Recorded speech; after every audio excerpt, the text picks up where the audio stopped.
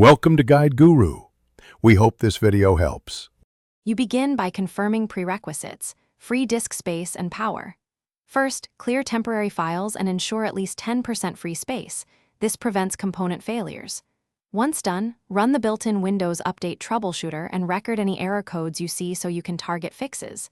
Next, pause updates for a minute, then reboot the PC. This resets locks. After restart, immediately attempt the update once. If it fails, keep the error code visible for the next steps. You now perform deeper repairs to damaged update components. Open an elevated command prompt and stop Windows Update services, then reset the software distribution and catroot 2 folders by renaming them. This forces fresh downloads. Next, run dism/online/cleanupimage/restore health to repair the component store, followed by sfc/scano to fix system files.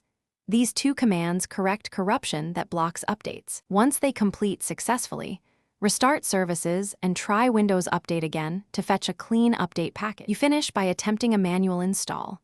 Use Settings Windows Update check for updates or download the specific cumulative update and install it. Make a system restore point before any registry edits and keep written error codes for reference. If the update still fails, perform an in-place upgrade repair with a Windows 11 ISO.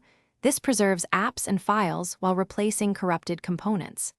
Key troubleshooting tip: if an update repeatedly errors, export the Windows Update.